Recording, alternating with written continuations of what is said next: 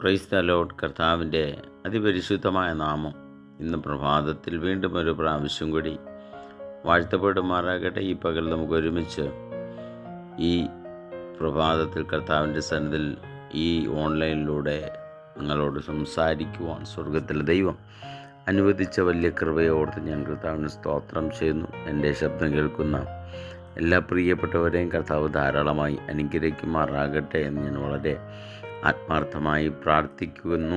കർത്താവ് നിങ്ങളെല്ലാവരെയും സഹായിക്കുമാറാകട്ടെ. പ്രത്യേകം ഞങ്ങളുടെ രാജാക്കാട് ജി വർഷിപ്പ് സെൻറ്ററിലെ എല്ലാ വിശ്വാസി കുടുംബങ്ങളെ ഞാൻ ഓർക്കുകയും പ്രാർത്ഥിക്കുകയും ചെയ്യുന്നു. കർത്താവ് എല്ലാവരെയും ധാരാളമായി ഇന്നത്തെ ദിവസം അനുഗ്രഹിക്കട്ടെ എന്ന് ഞാൻ പ്രാർത്ഥിക്കുന്നു. ഉപജീവന മാർഗങ്ങളില്ലാതെ ഭാരപ്പെടുന്നവർക്ക് ദൈവം അതിനുള്ള വഴികളെ തുറന്നു തരട്ടെ. അതുപോലെ സാമ്പത്തിക ബുദ്ധിമുട്ടുകൾ അനുഭവിക്കുന്നവർക്കുണ്ട് എല്ലാവരും ദൈവം അനുഗ്രഹിക്കട്ടെ എന്ന് ഞാൻ ആത്മാർത്ഥമായി പ്രാർത്ഥിക്കുന്നു.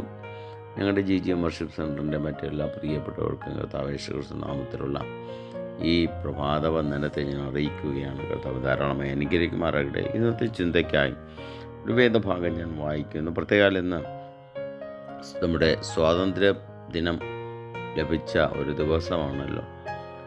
1947 ഓഗസ്റ്റ് 15 നമ്മുടെ ഇന്ത്യക്ക് ഭാരതത്തിന് സ്വാതന്ത്ര്യം ലഭിച്ചു. അന്നത്തെ ദിവസത്തിൻ്റെ ഓർമ്മ ദിനം കൂടിയാണ് ഇന്നത്തെ ദിവസം.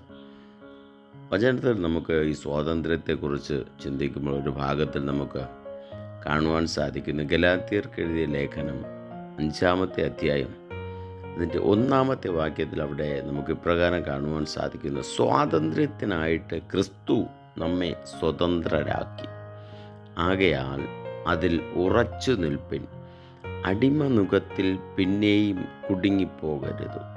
പ്രൈസലോർഡ്. വളരെ അനുഗ്രഹിക്കപ്പെട്ട ഒരു ലേഖന വേദഭാഗമാണ് നമ്മൾ വായിച്ചത്. വചനം ഇപ്രകാരം പറയുന്നു: സ്വാതന്ത്ര്യത്തിനായിട്ട് ക്രിസ്തു നമ്മെ സ്വതന്ത്രരാക്കി. എന്നാണ് ക്രിസ്തു നമ്മെ സ്വതന്ത്രരാക്കിയത്?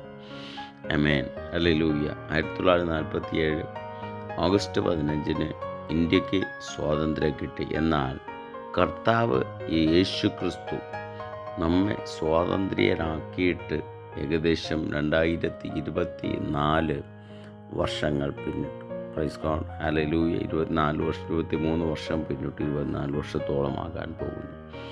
ഈ അന്ന് സ്വാതന്ത്ര്യരാക്കിയ നമ്മെ പിന്നെയും പലപ്പോഴും പിശാച് അടിമച്ചങ്ങലകളുടെ അകത്ത് കുടുക്കി നമ്മെ വീണ്ടും സ്വാതന്ത്ര്യമല്ല എന്ന് പറഞ്ഞ് പഠിപ്പിക്കുകയാണ് ചെയ്യുന്നത്. Praise God, hallelujah. പലപ്പോഴും നമ്മൾ ലോകം പറയുന്നതും ലോകത്തിനകത്ത് നമ്മൾ അനുഭവിക്കുന്നതും വച്ച് നോക്കുമ്പോൾ പല നുഖത്തിൻ്റെയും കീഴിൽ നമ്മളെല്ലാവരും അടിമകളാണ്. Praise God. ചിലർ രോഗത്തിൻ്റെ അടിമകളായിരിക്കാം, ചിലർ ശാപത്തിൻ്റെ അടിമകളായിരിക്കാം, ചിലർ കടബാധ്യതകളുടെ അടിമകളായിരിക്കാം, മറ്റു പലർ ഏതൊക്കെയോ മേഖലകളിൽ ആരുടെയൊക്കെയോ അടിമകളായി ജീവിക്കുന്നുണ്ടായിരിക്കാം. എന്നാൽ ഇന്ന് പ്രഭാതത്തിൽ ഈ എൻ്റെ ശബ്ദം കേൾക്കുന്ന പ്രിയ ദൈവ മക്കളോട് ഞാൻ കൈമാറുകയാണ്.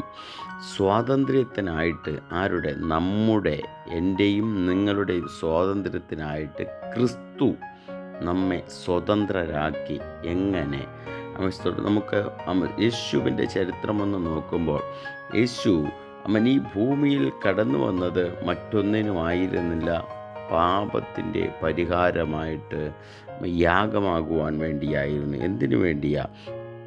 ഈ വചനം നമുക്ക് പഠിക്കുമ്പോൾ റോമർക്കെഴുതിയ ലേഖനം 5-ാമത്തെ 12-ാമത്തെ വാക്യത്തിൽ വായിക്കുമ്പോൾ നമുക്കവിടെ കാണാൻ സാധിക്കും: അതുകൊണ്ട് ഏക മനുഷ്യനാൽ പാപവും പാപത്താൽ മരണവും ലോകത്തിൽ കടന്നു. പാപത്തിൻ്റെ ശമ്പളമായ മരണം ലോകത്തിൽ കടന്നു വരുവാനിടയായി തീർന്നു. ഏക മനുഷ്യനായ ആദാം പാപം ചെയ്തു. അതിൻ്റെ ഫലമായി ആദം മരിക്കുവാൻ ഇടയായിത്തീർന്നു. അന്ന് തുടങ്ങിയ പാപത്തിൻ്റെ ശമ്പളമായ മരണം ഇന്നുവരെയും നിലനിൽക്കുന്നുണ്ട്. എന്നാൽ അതിൻ്റെ ഒരു പരിഹാരമെന്നോണം ഏക മനുഷ്യനാൽ അത് ദൈവം മനുഷ്യനിൽ നിന്ന് എടുത്തു കളയുവാൻ ഇടയായിത്തീർന്നു. ആത്മാവിലുള്ള മരണത്തെ ദൈവം ഈ ഭൂമിയിൽ നിന്ന് എന്നേക്കും ശാശ്വതമായി തുടച്ചു നീക്കുവാനിടത്തുന്നു. എങ്ങനെ? ക്രിസ്തു യേശുവിലുള്ള വിശ്വാസത്തിലൂടെ മനുഷ്യനിൽ പരന്ന പാപത്തെ സാക്ഷാൽ ക്രിസ്തു മോചിപ്പിക്കുവാൻ ഇടയായിത്തീർന്നു. ഹല്ലേലൂയ. പാപത്തിൻ്റെ ശമ്പളമായ മരണത്തെ യേശു കർത്താവ് 2024 വർഷങ്ങൾക്ക് മുമ്പ് കാൽവരി ക്രൂശിൽ തൻ്റെ സ്വന്തം പ്രാണനെ എനിക്കും നിങ്ങൾക്കും വേണ്ടി യാഗമാക്കി തന്നു എങ്കിൽ ഇന്നു രാത്രികാലം ഈ പ്രഭാതത്തിൽ ഞാൻ നിങ്ങളോട് കൈമാറാം. യേശു കർത്താവ് നമുക്ക് വേണ്ടി പാപയാഗമായി തീർന്നത് എന്നെയും നിങ്ങളെയും സ്വാതന്ത്ര്യരാക്കുവാനായിരുന്നു. ഹല്ലേലൂയ. എന്നെയും നിങ്ങളെ സ്വാതന്ത്ര്യരാക്കുവാൻ യേശു കാൽവരി ക്രൂശിൽ യാഗമായി മാറുവാനിടയായി തീർന്നു. തൻ്റെ അവസാനത്തെ തുള്ളി രക്തം വരെയും താൻ കാൽവരി ക്രൂശിൽ യാഗമാക്കി തീർക്കുവാൻ ഇടയായി തീർന്നു.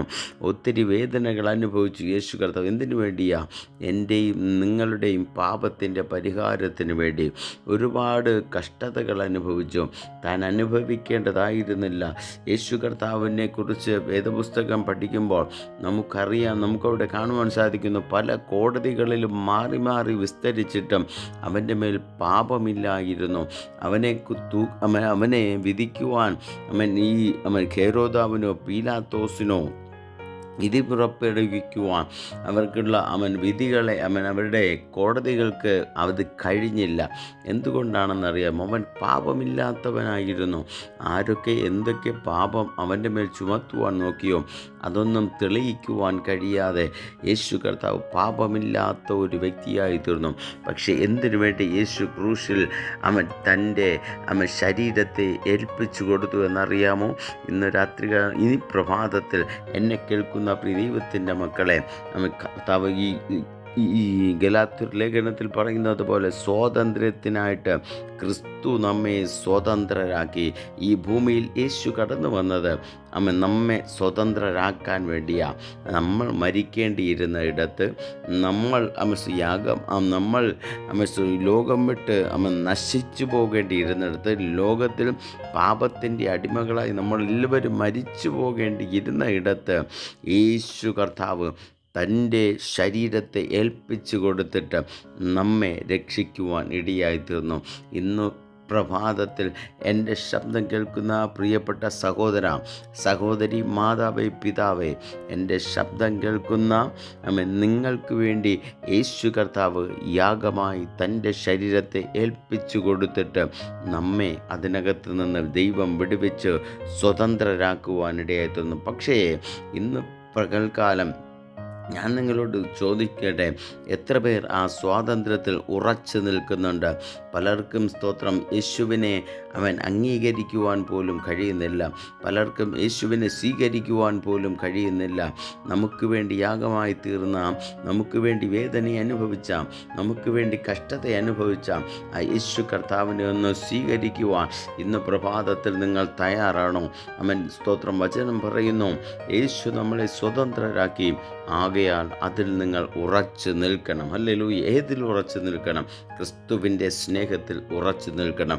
നമ്മെ വിടുവിച്ച, നമ്മെ സൗഖ്യമാക്കിയ, നമ്മെ സ്വതന്ത്രരാക്കിയ ആ ക്രിസ്തുവിൽ നമ്മൾ ഉറച്ച് നിൽക്കണം. ഹല്ലേലൂയ. പിന്നെയും നമ്മൾ അടിമനുഖത്തിൽ കുടുങ്ങിപ്പോകരുത്. പിശാച് പറയുമ്പോഴ നീ അടിമയാ, നീ രോഗത്തിനടിമയാ, നീ കഷ്ടതയ്ക്കടിമയാ, നീ നിരാശയ്ക്കടിമയാ, നീ ബുദ്ധിമുട്ടുകൾക്ക് അടിമയാണ്. നിന്നെ ലോകത്തിൽ ആർക്കും സ്വതന്ത്രരാക്കുവാൻ കഴിയത്തില്ല.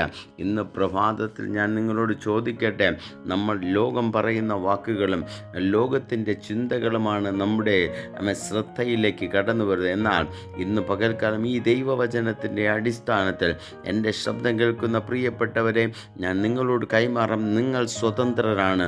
പിശാചിന് നിങ്ങളെ അടിമകളാക്കുവാൻ കഴിയുകയില്ല. എന്നാൽ ഇന്ന് പ്രഭാതത്തിൽ ഞാൻ പറയാം, പക്ഷെ പലപ്പോഴും പിശാച് നമ്മെ അടിമകളാണെന്ന് പറഞ്ഞു അവൻ പിന്നെയും നമ്മളെ ആ അടിമനുഖത്തിൽ കിടത്തിക്കളയുക. ഇന്ന് പകൽക്കാലം ആ അടിമ ചങ്ങലകളെ വിട്ട് പുറത്ത് കടന്നു വരുവാൻ ഞാൻ നിങ്ങളെ ആത്മാർത്ഥമായി സ്വാഗതം ചെയ്യുക. ക്രിസ്തു നമ്മെ ഒരിക്കലത്തേക്കായിട്ട് സ്വാതന്ത്ര്യരാക്കി. ഹല്ലേലൂയ. അത് കഴിഞ്ഞ് 2023 വർഷങ്ങൾക്ക് മുമ്പ് കാൽവരി ക്രൂശിൽ തൻ്റെ ശരീരത്തെ യാഗമാക്കിയിട്ട് കർത്താവ് നമ്മെ സ്വതന്ത്രരാക്കി. അതുകൊണ്ട് 1947 ഓഗസ്റ്റ് 15 നമ്മൾ സ്വതന്ത്രരായത്. നമ്മൾ സ്തോത്രം, യേശു നമ്മെ സ്വതന്ത്രരാക്കിയതാ. ഹല്ലേലൂയ. അതുകൊണ്ട് ഇന്ന് പകൽക്കാലം ആ സ്വാതന്ത്ര്യത്തിൽ നിങ്ങൾ വിശ്വസിക്കുക, ആ ക്രിസ്തുവിൽ നിങ്ങൾ ഉറച്ചു നിൽക്കുക. ആ അടിമനുഖത്തിൽ നമ്മൾ പിന്നെയും കുടുങ്ങി പോകരുത്. അന്നത്തെ അടിമത്വത്തിൽ, മരണമെന്ന അടിമത്വത്തിൽ ദൈവമൊരുക്കിയ മരണമെന്ന പാപത്തിൻ്റെ ശമനമെന്ന മരണത്തിൻ്റെ ആ അടിമത്വത്തിൻ്റെ കീഴിൽ നിങ്ങൾ ഒതുങ്ങിപ്പോകരുത്. അതിന് നിങ്ങൾ കുടുങ്ങിപ്പോകരുത്. ഈ ദിവസങ്ങൾ പുറത്തു വരിക. ക്രിസ്തു നമ്മെ സ്വാതന്ത്ര്യരാക്കിയിട്ടുണ്ട്. ഇന്ന് പ്രഭാതത്തിൽ ഞാൻ നിങ്ങൾക്ക് വേണ്ടി പ്രാർത്ഥിക്കുവാൻ ആരംഭിക്കുന്നു. പരിശുദ്ധനായ ദൈവമേ, ഞങ്ങളുടെ സ്വർഗീയ നല്ല പിതാവേ, അനുഗ്രഹിക്കപ്പെട്ട ഈ നല്ല പ്രഭാത സമയത്തിനായിട്ട് സ്തോത്രം ചെയ്യുന്നു. വീണ്ടും ഒരു പ്രാവശ്യം കൂടി ഈ പ്രഭാതത്തിൽ കർത്താവ് പ്രിയ മക്കളുമായി ഒരുമിച്ച് ചില ദൈവിക ആലോചനകൾ സംസാരിക്കുവാൻ സ്വർഗത്തിൽ ദൈവം ഒരുക്കിയ വലിയ കൃപയ്ക്കായി സ്തോത്രം ചെയ്യുന്നു. കർത്താവിൻ്റെ കൃപയും സാന്നിധ്യവും ഇന്ന് പ്രഭാതത്തിൽ ഞങ്ങളോട് കൂടെ ഇരിക്കണമെന്ന് പ്രാർത്ഥിക്കുന്നു. കർത്താവേ, ഇന്ന് രാവിലെ എൻ്റെ ശബ്ദം കേൾക്കുന്ന എല്ലാ പ്രിയപ്പെട്ടവരും ഞാൻ കർത്താവിൻ്റെ കരങ്ങളെ സമർപ്പിക്കുന്നു. ഈ പ്രിയപ്പെട്ടവരെ കർത്താവ് അനുഗ്രഹിക്കണം. ഉപജീവന മാർഗങ്ങളില്ലാതെ ഭാരപ്പെടുന്നവർക്ക് ദൈവമുതലുള്ള വഴികളെ തുറന്നു കൊടുക്കണമേ. കർത്താവേ, ഈ ദിവസം സ്വാതന്ത്ര്യം നഷ്ടപ്പെട്ടവരായി ആരെങ്കിലും ആയിരിക്കുന്നുണ്ടെങ്കിൽ കർത്താവിലുള്ള വിശ്വാസത്തോടുകൂടെ, കർത്താവിലുള്ള വിശ്വാസത്തെ സ്വീകരിച്ചുകൊണ്ട്, സ്വാതന്ത്ര്യരെന്ന് കർത്താവെ വിശ്വസിച്ചുകൊണ്ട് അവർ ക്രിസ്തുവിൽ മുന്നോട്ട് നീങ്ങുവാൻ ദൈവം ഇതിനകത്തായിരിക്കുന്ന എൻ്റെ ശബ്ദം കേൾക്കുന്ന ഓരോ പ്രിയപ്പെട്ടവരെയും സഹായിക്കണമേ. ഇനി അവർ ലോകത്തിൻ്റെ അടിമകളായിരിക്കുവാൻ ദൈവം അനുവദിക്കരുത്. ലോകത്തിൽ ഒരു മനുഷ്യനോ ഒരു പൈശാചിക ശക്തികളോ പ്രിയ മക്കളെ അടിമകളാക്കുവാൻ ദൈവം അനുവദിക്കരുത്. ഒരു മനുഷ്യന് നിങ്ങൾ ആകേണ്ടവരല്ല. ക്രിസ്തുവിൽ നിങ്ങൾ സ്വാതന്ത്ര്യരാ. ഇന്ന് പകൽക്കാലം ഈ പ്രഭാതത്തിൽ ഞാൻ ഇതിനകത്തായിരിക്കുന്ന ഓരോ പ്രിയപ്പെട്ടവരെയും ക്രിസ്തുവിൻ്റെ നാമത്തിൽ ഞാൻ സ്വാതന്ത്ര്യരാക്കി പ്രാർത്ഥിക്കുകയാണ്. ആ ദൈവമഹത്വം കൂടെ ഇരിക്കണം. പരിശുദ്ധാത്മാവ് കൂടെ ഇരുന്ന് വഴി നടത്തണമെന്ന് പ്രാർത്ഥിക്കുന്നു. സകലവും പ്രാർത്ഥിച്ചു കർത്താവിൻ്റെ കരങ്ങളിൽ സമർപ്പിക്കുന്നു. കൃപയോടെ കേൾക്കണം ഞങ്ങളുടെ സ്വർഗീയ നല്ല പിതാവേ. ആമേൻ, ആമേൻ, ആമേൻ. കർത്താവ് നിങ്ങളെ എല്ലാവരെയും ധാരാളമായി അനുഗ്രഹിക്കുമാറാകട്ടെ. പ്രത്യേകം ഇന്നത്തെ ഈ സ്വാതന്ത്ര്യദിന ആശംസകൾ എൻ്റെ ശബ്ദം കേൾക്കുന്ന എല്ലാ പ്രിയപ്പെട്ടവർക്കും വേണ്ടി ഞാനും അറിയിക്കുന്നു. കർത്താവ് നിങ്ങളെല്ലാവരെയും ധാരാളമായി അനുഗ്രഹിക്കുമാറാകട്ടെ. നമ്മുടെ ഇന്ത്യയുടെ സ്വാതന്ത്ര്യ ദിനമാണ്. കർത്താവ് അനുഗ്രഹിക്കട്ടെ. സ്തോത്രം. അതുപോലെ തന്നെ നമ്മളെല്ലാവരും ക്രിസ്തുവിൽ സ്വതന്ത്രരാണ്. അത് വിശ്വസിക്കുക, നിങ്ങൾ പ്രാർത്ഥിക്കുക. കർത്താവ് നിങ്ങളെല്ലാവരെയും ബലപ്പെടുത്തട്ടെ. പ്രത്യേകം ഞങ്ങളുടെ രാജാക്കാട് വർഷിപ്പ് സെൻ്ററിലുള്ള എല്ലാ പ്രിയപ്പെട്ടവർക്കും കർത്താവ് യേശുവിന്റെ നാമത്തിൽ ഞാൻ എല്ലാവരെയും അനുഗ്രഹിച്ച് പ്രാർത്ഥിക്കുന്നു. കർത്താവ് നിങ്ങളെല്ലാവരെയും ധാരാളമായി അനുഗ്രഹിക്കുമാറാകട്ടെ. ആമേൻ, ആമേൻ, ആമേൻ. God bless U.